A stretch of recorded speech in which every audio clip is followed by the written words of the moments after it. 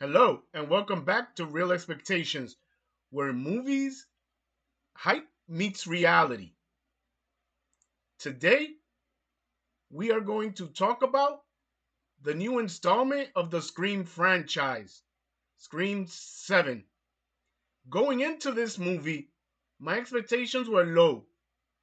With the departure of the recent leads that anchored the previous chapters, I genuinely thought this franchise might struggle.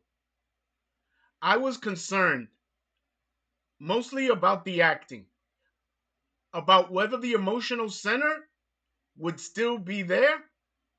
Honestly, I was worried this would be like a franchise just trying to survive rather than trying to put out excellent work.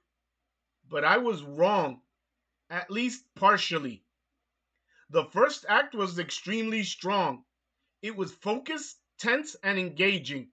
It pulled me in quickly, and for a moment, like a fool, I thought this might actually elevate the franchise. When the second act settled into the familiar territory, the suspect carousel, the phone calls, the paranoia, the formula started to show.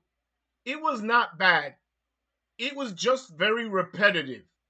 And that repetition is something that Scream franchise has to constantly fight against. Where the film did surprise me was structurally. Spoiler alert, instead of the usual two killers reveal, we got three. I know, crazy. That's a deliberate escalation. It forces you to recalibrate as a viewer, and I respect that choice. Didn't say the choice was good. More interesting, the film plays with the long running fan speculation. It tries to make you think that Stu might not actually be dead.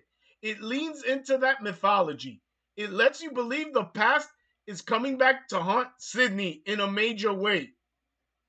In all honesty, that would have felt weak, but gladly it pivots. It turns out not to be the original killer at all, but a new best friend of Sydney.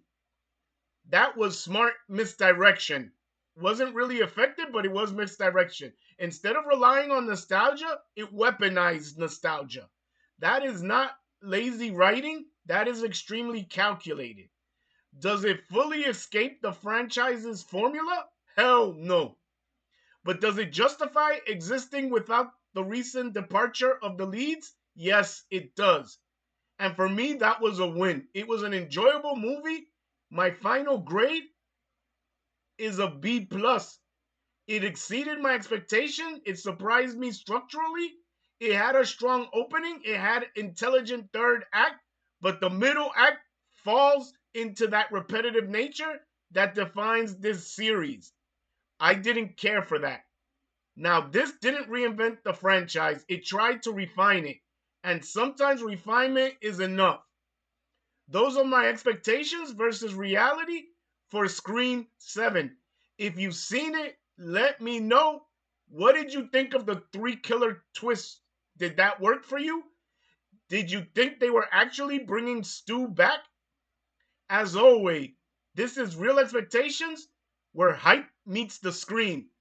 Please like, subscribe, and I will see you in the next review.